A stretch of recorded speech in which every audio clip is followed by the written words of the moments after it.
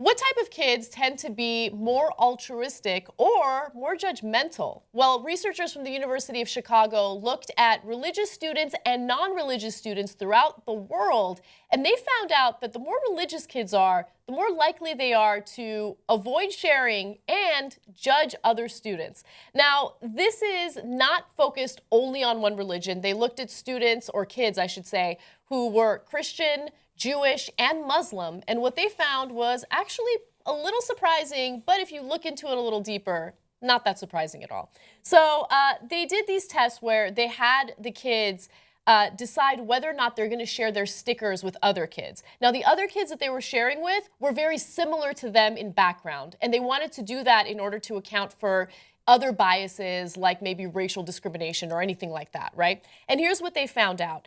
The study, of course, mostly looked at Islamic and Christian religions in the U.S., Canada, and South Africa, among others. The researchers found that Christian and Muslim children were less likely to share their stickers. They were more likely to suggest harsh punishments for bad behavior than less religious kids. They found the non-religious kids to be more giving. Also, children with a longer exposure to religion in the household were the least likely to share. Okay, so the study was pretty extensive. They looked at more than 1,100 children between the ages of 5 and 12 years old. And they did look at 6 countries, including the US, Canada, China, Jordan, South Africa, and Turkey.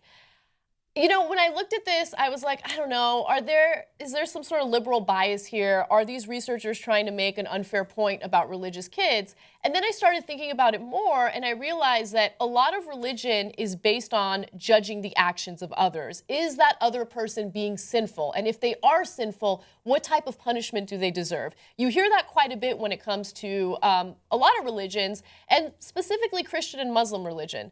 So that didn't surprise me. The whole thing about sharing did surprise me. I'm not really sure why this study made it clear that religious kids are less likely to share, but that's disheartening. And if this data is accurate, then maybe something can be done to kind of mitigate that. What do you guys think about this? Hannah, make your point.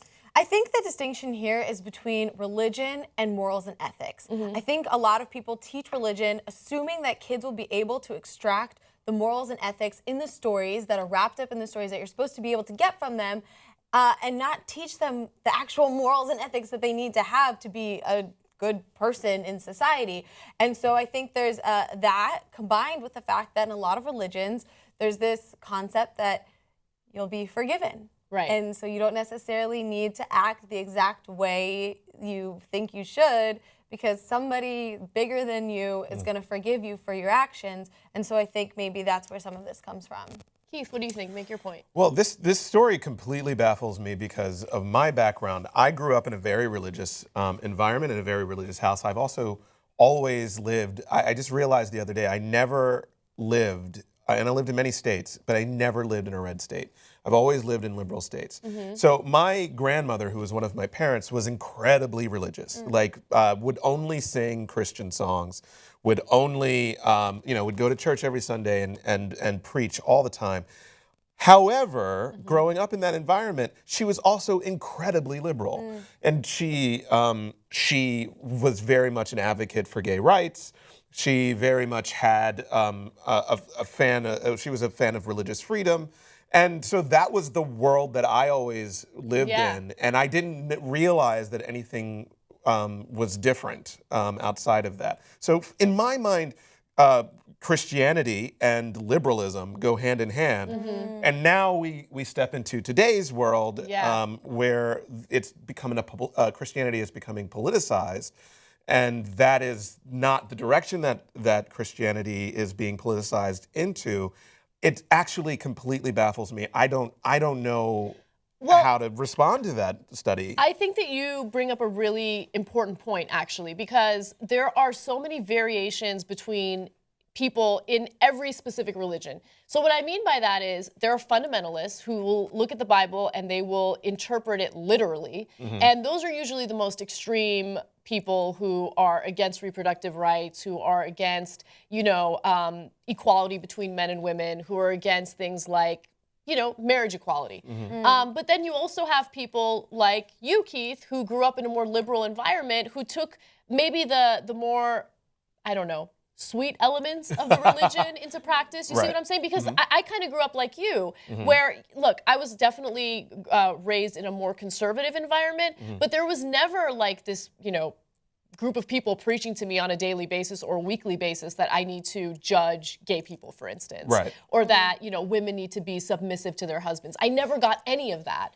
So again, there are variations within every religion, I think. Yeah, I don't think religion's a bad thing. I think religion can actually be a really great thing. Having faith is really good, and there's a lot of studies out there that being religious can help you overcome a lot in life. I think it's just the way, like you said, your grandma, it's the way that you decide to live it. Right. That's exactly right. Yeah. All right, so here's the question. Were you raised in a strict household or a more lenient household? Keith, you've already touched on this a little bit, but I'll let you elaborate in a second. Hannah, make your point.